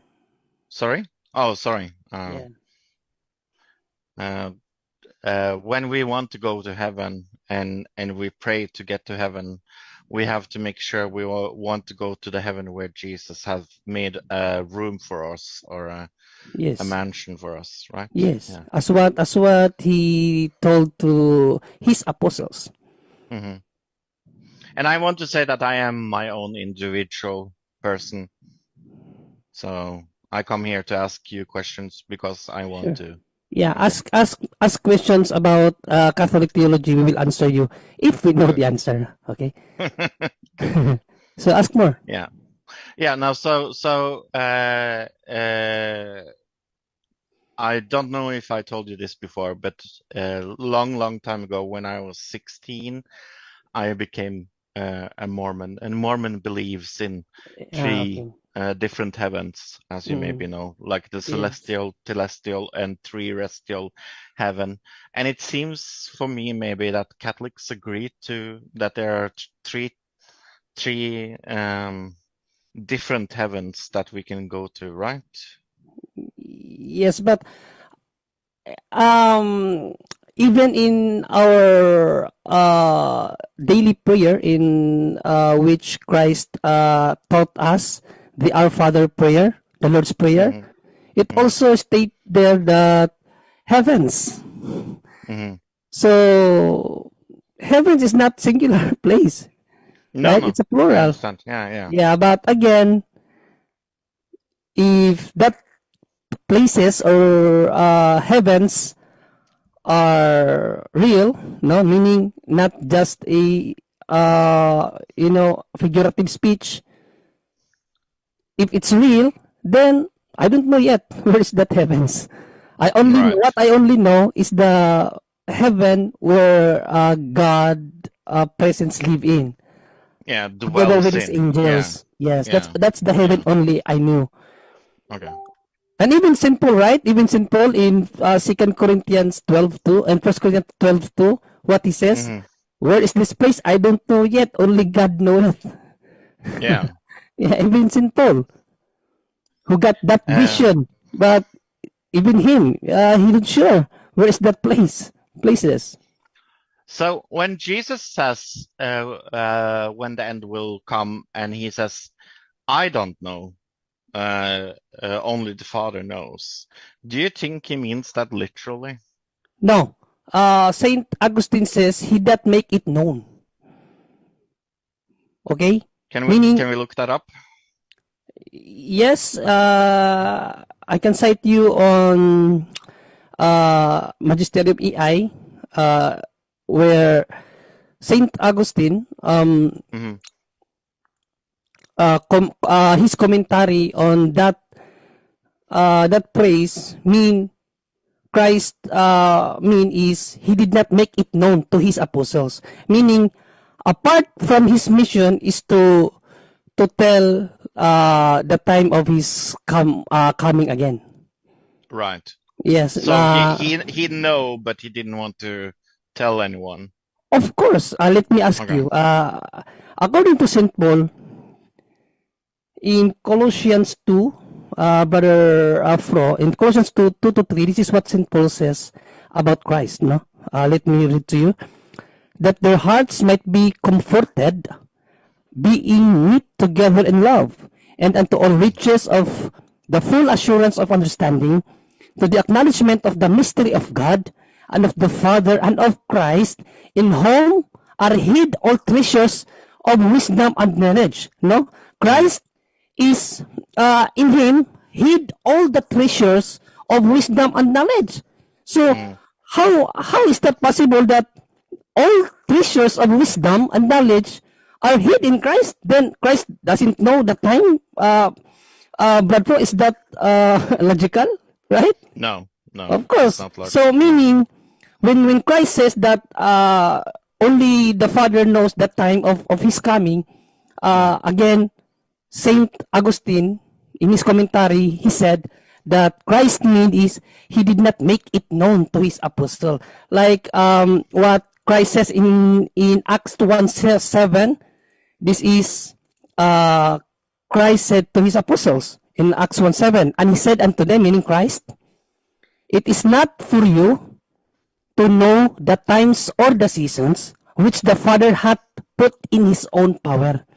Mm. So he said to his apostle, it is not for you to know.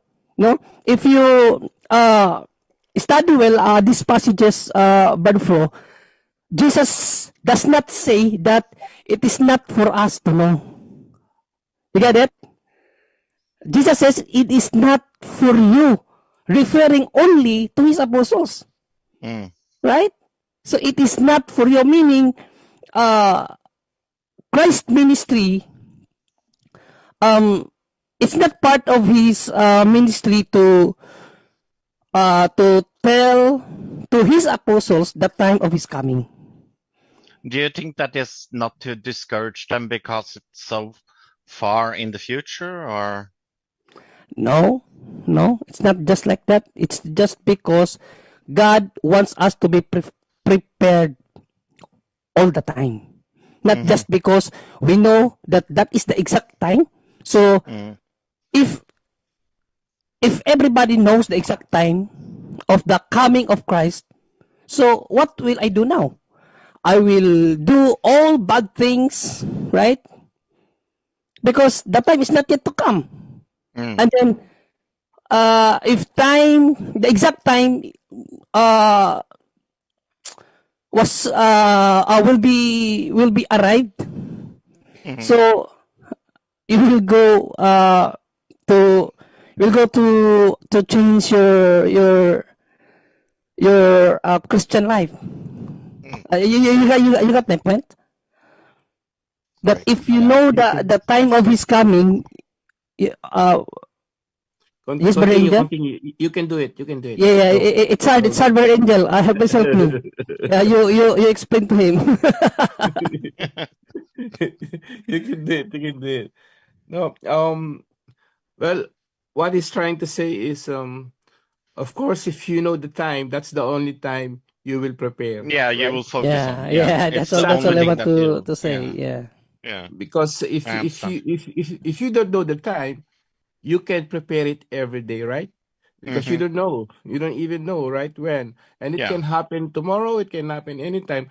But that's what's especially in the theology, why he said that. It's just because in the first according to the Catholic teachings, no, their explanations that first he came here, it's not to tell people when is that, when is the end of the world. That's not his mission, and that's one Hmm. of the theological contexts. And secondly is, of course, he wants people to prepare every day, right? And that's exactly the message there. So Amen. why that's why people are like thinking, if he's God, why he doesn't know? So of course, those Protestants don't know anything. But anyway, I just want some additional answers for your first questions, bro. You have on the baby face, bro. Additional dun sa ano mo, your answers to him about this third heaven, and this is the Okay. magisterium answers to that. The third And heaven, Brother Angel. specifically sa Okay. baby face, bro. Okay. And this is a very clear explanations, and it's So this is very easy to understand. from the very commentaries from the church Brad Fro. So this is the right answer of your question while ago. Okay. So Okay. let's read. Okay. So this is the Catholic answer says about 2 Corinthians 12:2. So in 2 Corinthians 12:2, the third heaven refers to the supreme spiritual realm, the dwelling place of God and paradise. So the third heaven is the dwelling place of God. Okay, literally, into which St. Paul was caught up as understood by first century Jewish tradition and Catholic answers. So this framework generally identifies three levels: the atmospheric, the one I answered you, the celestial space, and the God's presence. So very in line to my answer while Yeah. ago. So the two first are literal definitions of different Yes, atmospheric parts of and the heaven. celestial. Yeah. Yeah. Thank you. Okay. And I then how appreciate it. many heavens? 3 layers. The Bible often refers to heavens in the plural, with the common understanding being first heaven, the atmospheric or the atmosphere or sky where birds fly. Second heaven, the celestial space, sun, moon, stars, and planets. So that's the sense of celestial space or heaven. Mhm. And the third heaven, the abode of God, also called paradise. So Catholic perspective, Catholic answers indicates this three-fold structure is a way of understanding the layers of creation from the physical to the spiritual, culminating in the immediate presence of God, rather than a literal exclusive or physical stacking of multiple distinct, different. Yes, that's all. I thank you. Thank you. Thank you, Brother Angel. Okay, you're welcome. And So, okay, I think my last question is going to be this: is there an introduction course to Catholicism? What? introductory course. So Yes. you're Protestant to going to convert to Catholicism. That's what you're trying to say. Is there like a course? Course of Yeah. about theology, or you mean Yeah. theology course? RCIA, right to Christians Initiations for Adults. That's what they call it. Brother Angel, ang CIV. theology ang tanong niya, Brother Angel, not the process of Kasi he wants, baptism. Yeah. yeah, but I think you're talking about from Protestant converting to Catholicism, and then what they're gonna Yeah, do, like right? an introduction course, like Exactly. learn what the Catholic Church stands for. Theology nga, Brother Angel, or- not So that's what's exactly not the conversion. You mean, Badfo, you want to convert, you want to convert in Catholic? first steps First daw, step? ano yun? First steps. Or you want to know the Catholic theology? Yes, Only. Which is which? the second. The Catholic theology, Brother Angel. Hindi yung sa Like an ano. introduction course. Like Mm-mm. if like let's pretend I know nothing about the Bible. Mm-mm. Is there like a introduction course of what the Catholic Church believes in? Well, what Well- we usually do is the catechisms of the Catholic Church, right? Yes. Right. So, actually, here in Punto por Punto program, you can always ask about that, and we can give you some details of the Catholic teachings. No, just a little bit. No, we can give you some details of the CCC and RCCC, and this is what are you doing right now? You're just learning, right? And you're asking about our Catholic faith, and of course, this is the true teachings of the Church, not the Protestant view. So, if you're thinking about that, you can. Well, at the same time, there's a lot in the social media right now. Those are catechism teachings, theological context of the verse in the Bible, and you can always ask them. You can ask ChatGPT or even the Google. You can ask that, and even in the YouTube, there's a lot of catechisms instructions, bro pro. So Okay. yeah, or another Where would you say is the best way to get resources about like the Catholic Catholic teachings? teachings. Yeah. Catholic, you can go to the Catholic Answers Live. There's a lot there, and it's very easy for you to understand. So Catholic Answers, you can always, I think, It like, is called CatholicAnswers.com Yes. or what is it? Yes, Catholic Answers Live in YouTube. There's a lot, and most Okay. of them are scholars, theologians, scholars, and of course they're guided by the bishop. Apologetics. Yes, Apologists. apologies. So Like Jamie Akin. Yeah, Jamie Akin is the author of the book called Bible. The Holy Bible is Catholic book. Okay. Okay, yeah. I appreciate that. Thank you.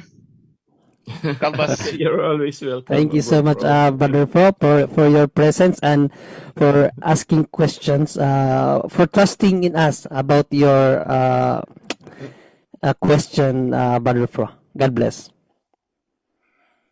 Okay na siguro yun, bro. Yes, it's 11:36. So, 11 to, ay, si Brother Jared, nagtaas ako ganina. Brother Jared, good evening. No, buto nang buti na wala yung init ko, no, pati gusto ko sanang mag-open ng mic kanina nung nandiyan yung pastor. Ay, hindi bro, Dahil sa napakabastos. kay Father Darwin lang yun bro, hayaan natin sila. Pag si Father Darwin bro, hindi tayo pwede makisawsaw. Kay Father Darwin lang yun na program bro. Kaya nga, kaya nga Naalala kami, ko, nakikita ko kasi tahimik yung lang kami. Sila lang ni Brother Jando, kasi si Brother Jando ang moderator at si Father Darwin ang nakikipag-usap sa mga pastor. So wala tayong magagawa doon. Sila lang talaga, hindi tayo pwede Ano makisawsaw. siya, bro, eh. Nagagaling-galingan siya, bro. Nagagaling-galingan. pero Para ka sinungaling. naman ngayon lang sa mga pastor Ano, bro. Ganun ano naman pa- talaga sila. Marunong pa sa mga Bible scholars na mga Correct. protestante dito sa Oo. labas ko lang. Gusto ko sanang grabe, gigil ko kanina, napakabastos sa pari eh. Nandito sa isinulat mismo ni Ronald F. Youngblood. Ito si Ronald F. Youngblood, ano ito eh, Old Testament Studies Biblical Translation at namatay ng 2022, evangelical pastor at naging ano rin siya, taught in Bethel Seminary, San Diego, known for historical and grammatical interpretation. Ito, Grabe. matalino pa ito sa pastor na pumasok. Oo. Niya na yung Babylonia referado sa Roma. Nakalagay dito sa page 471. Only once in the New Testament do we hear of Peter's being in Rome. Samantalang itong pastor ito, galing-galingan. Oo nga. Ano walang mababasa yan nga sa referensya ng kapastor ka. Oh. Napakapastos bro. Pasensya nyo na bro ha. Okay lang, Bumalik okay lang. lang kasi yung gigil ko. Ah. Ano sinungaling na tapos ayaw niyang maghanap ng katotohanan. Gigil Ninenervyos. na gigil Ganyan si pumasok Jared kay ano kanina sa pa eh. Gigil na gigil. ano yan bro? Halata Sabi ko, sa kanya. gigil na kanyang gigil ka nakausap. kanina ka pa gusto. Ninenervyos yan bro. May ano daw sila Bro Jared Oo, eh, bro. mayroon silang ano ni Father Darwin live na hindi live, yung talagang face to face na debate sa Bohol yata. So pupuntahan niya si Father Darwin sa Maganda February. yan Punta ka bro. doon. Oh, punta ka doon. Loben bro. Ayun. Pagpasensya kasi bro, naintindihan niyo naman ang gigil ko ngayon talagang. Alam Kanina namin ko pa to yan. inaano, kanina ko pa natago. Pero Grabe. nakakatuwa ba Ano na yan, bro? Jared? Ang gusto niyan mamuntos bro, hindi katotohanan ang hanap niya. Correct. At sabi pa niya na naawa talaga Sige, ako bro. sa mga nakikinig. Naawa daw siya sa mga O, nakikinig Bro Jared. di ba ang yabang bro? Di ba kayangan niya yan bro? Well, Yan ang sinasabi sa 56 ano, ganun pag-sentendosi talaga. ng Isaiah, Ganun mga talaga yung pastor mga na hindi makakauna, mga Ganun talaga yung mga pastor, Bro Jared, alam naman natin yan, kahit ikaw, alam na alam mo yan, no? Even si Soriano na puno mo dati, ganyan talaga, yung parang sila lang yung may alam.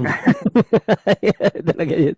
Kaya naunawaan natin sila. Ano siya, gusto niya, bro, gusto niya mapuntusan niya at ipahiya si Father Darwin. Nakikita Correct. ko yung sarili ko sa kanya, kaso mas more nervous lang siya dahil halatang-halata sa pagsasalita niya, ninenervyos siya. Parang ako nung pumasok ko sa ninervyos rin ako. Pero Mayabang bro, nakakatuwa Brother Jared na ngayon hindi ka nakatulad nila na Bible alon lang. Ngayon talagang nagbabasa ka na ng mga historical records, mga Protestant scholars, no? So that's very talaga yan ang mga tao naghahanap talaga ng katotohanan tulad ni Brother Jared. Hindi tulad ng pastor na ko na rin yung Mm-mm. Binasahan na siya ni Father Darwin na ilang church fathers ang binasa ni Father Darwin na ayaw pa yung tanggapin yung mga church fathers. Isipin niyo yan, mas magaling pa pala siya sa mga church fathers na malapit sa mga apostol. Na halos kapanahonan ng mga apostol yun. Hindi Mga church fathers natin. basta protestante, hindi natatanggapin yan bro, basta mga protestante. Pero the Basta truth wala must daw be sa Biblia, prevail. hindi natatanggapin. No matter Amen. din lang tatanggapin Brother Jared, no? The truth will be prevail. Yan talaga ang trabaho natin, ipaalam ang katotohanan. Kung hindi nila tatanggapin, nasa kanila yon. Pero Amen. pinakain na ni Father Darwin sa kanya kanina na talagang napunta si St. Peter sa Roma according sa mga church fathers and mga scholars. Mayroon siyang sariling scholars. Meron siyang sariling scholars, twisted naman. Kasi nung hinanapan si Brother Jando, sabi niya, kahit tanungin sa AI, nung tinanong ni Brother Jando sa AI, wala naman eh. Alam, halata na yun bro, style na style ko dati yan, nung ako'y protestante pa nakikita ko sarili ko, kaya sabi ko, pambihirang ugali na ito, no? Ay, mayabang. Pakayabang, sobra bro. Brother John Ray, Ay, Brother Jando. actually, ang sinabi ko sa kanya kanina, narinig niyo naman, di ba? Ang sabi ko sa kanya kanina, ayun lang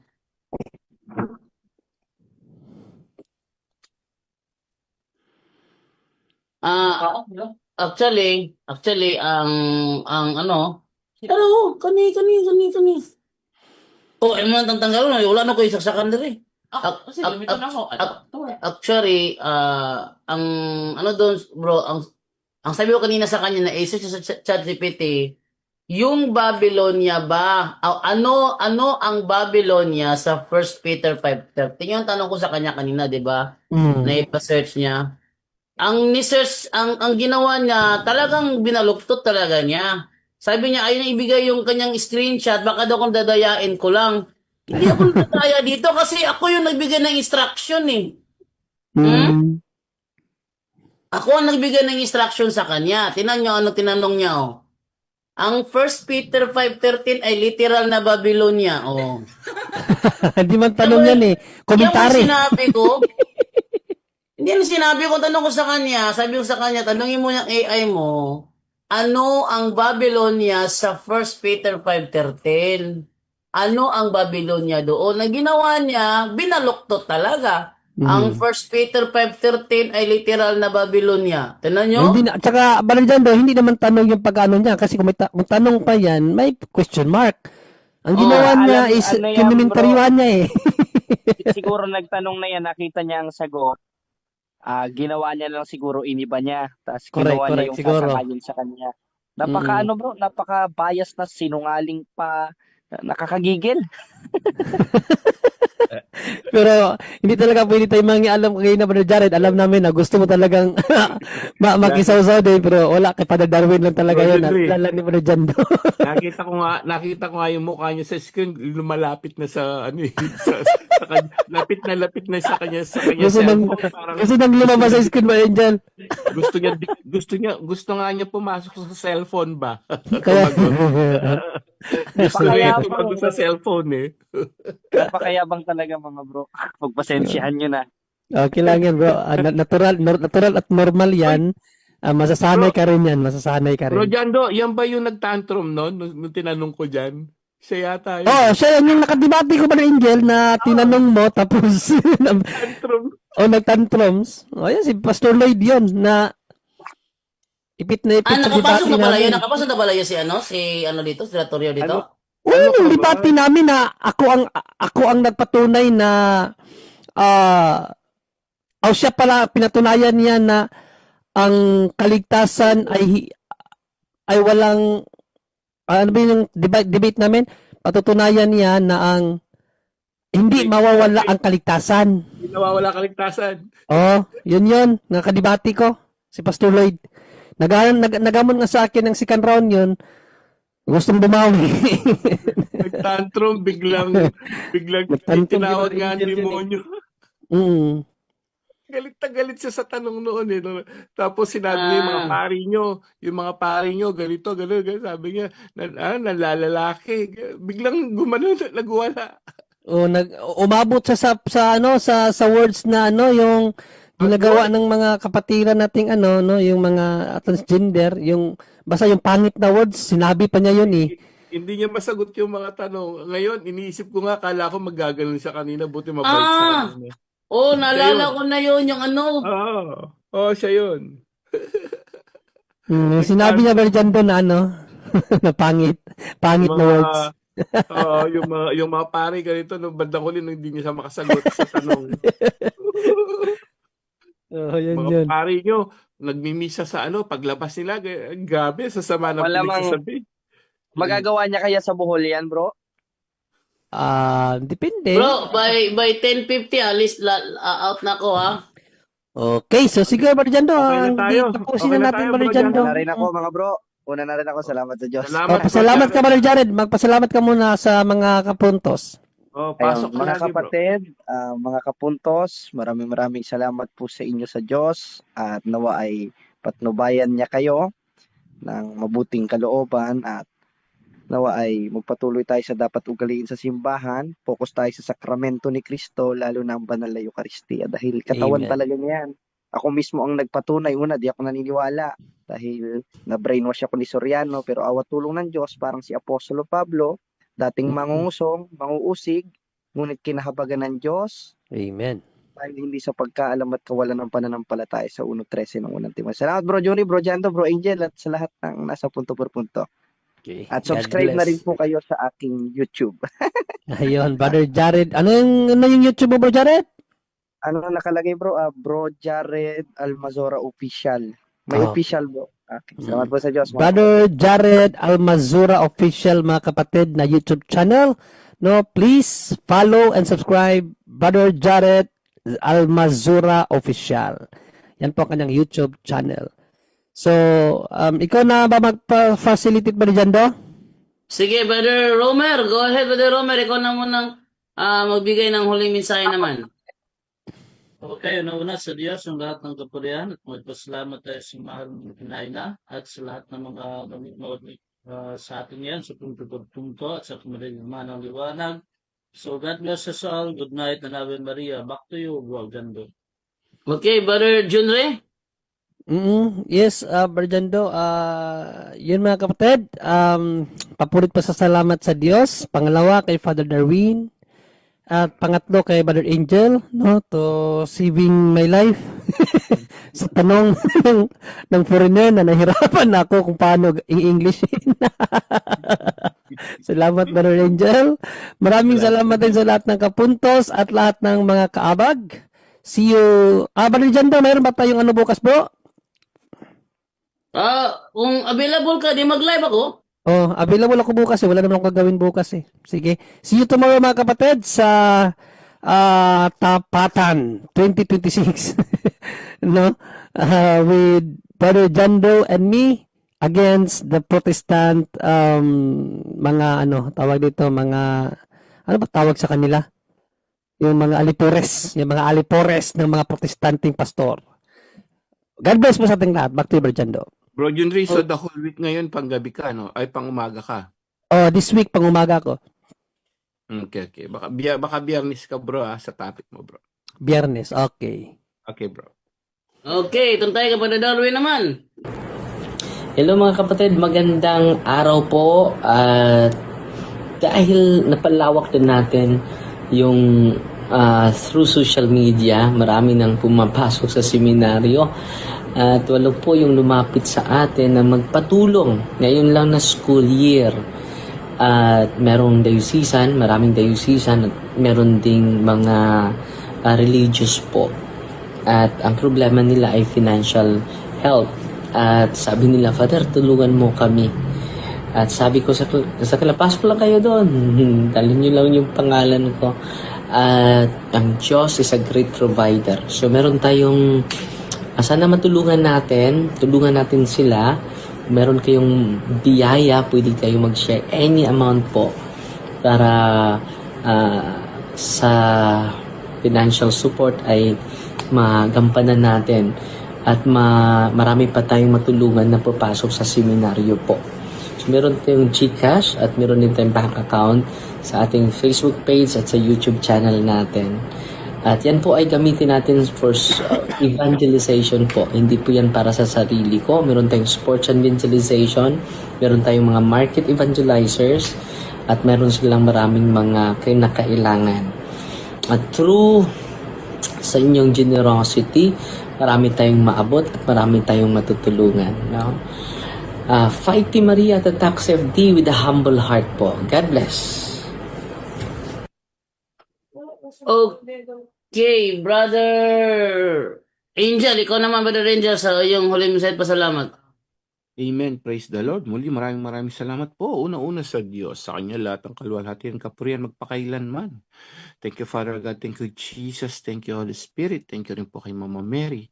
No, maraming salamat po sa inyo lahat din. No? At muli, let's keep praying po sa lahat ng mga separated brethren natin. No? Dahil sila po ay biktima lamang, no? ng nilibyatan nga, apostasy.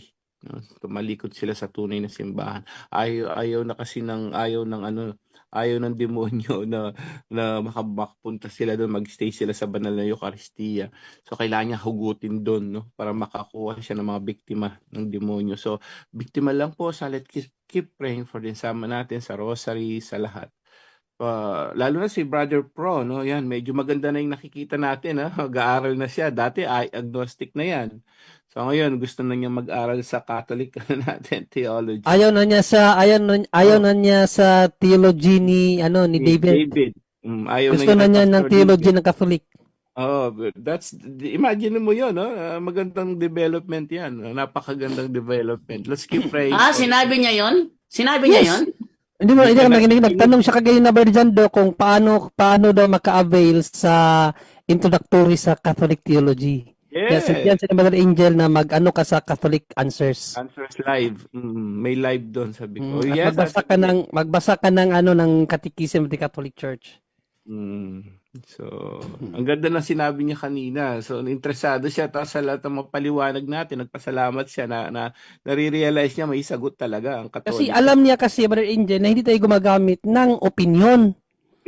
Kaya binibigyan natin siya talaga. Church teaching, sabi ko. Church teaching, church magisterium, at Siya. ginamitan ko pa siya ng ng mga apostolic fathers Hindi na yung mga commentaries about dun sa tanong niya kung ano ang kung yung pagbalik ni Jesus Christ literal ba yun. So anong sagot ko sa kanya? Hindi, sabi ni Saint Agustin, di ba? Dinuunawaan niya. At saka isa sa pinakamapapansin mo doon, hindi na siya interesado kay David. Kaya dinirekta ko eh. Hindi na siya Alalahanan lang interesado kay natin na David. kung magtanong siya dito, magtanong siya ayon sa kaniyang tanong, hindi na niya ipipilit na ibaligpas That's David about- dito. That about David, of course not. Kasi Maganda, yung maganda David yung na yun, ang yabang nun. Hindi, ang nakakalungkot ba, baka mauna pa to magkatoliko kaysa kay David. Nauna si David pumasok sa atin, di ba? Itong si Pro, kaibigan lang niya. Ito pa yung mauna mo kasi makikita mo yung At naghahanap saka agnostic pa ito, Brother Angel. at naghahanap ng katotohanan siya. Agnostic Correct. siya nung una.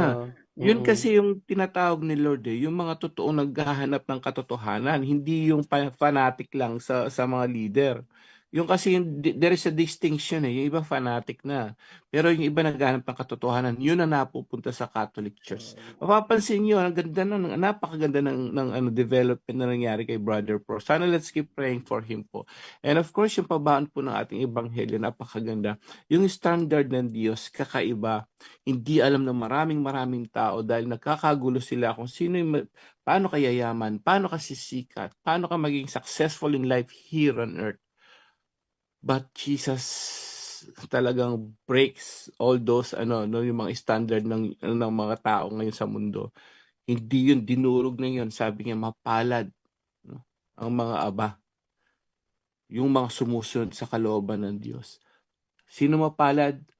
Yung mga sumusunod sa kalooban ng Diyos. Hindi yung mga mayaman. Wala siyang binanggit, never siya nagbanggit ng gano'n, ng mayaman kayo, mapalad kayo, walang gano'n. But of course, yung kayamanan nyo, pwedeng ka rin mapalad kasi pwede nyo gamitin yung kayamanan nyo, yung mga mayaman ngayon, pwede nyo pa rin gamitin yan po sa pagtulong sa kapwa nyo, sa pagtulong sa church. Sana po mabigyan nyo rin po. Nakita nyo naman sa daming tinutulungan ni Father Darwin, hindi na mapupunta sa kanya yan. Mapupunta mismo sa church at sa charity ng church. So, keep donating na lang. Hindi masama maging mayaman, but kung paano mo gamitin ang kayamanan mo. And lahat tayo ngayon, lagi natin naririnig. Ang ating Panginoon Kristo, ang ating Panginoong Yesu Kristo? ating Panginoong Kristo, focus siya, makita niyo po, no? Nagfo-focus siya dun sa mga mabababang loob, dun sa mga matulungin sa kapwa, at siyempre, yung mga sumusunod sa kanyang kalooban. Yun ang mahalaga sa Diyos. Pabaon lang po yun, bago tayo matulog o bago magtrabaho. Amen. Yun lang po, naway marami tayong natutunan ngayong gabi ito. To God be the glory. Salamat po. Back to you, Bro John Doe, and good night, everyone.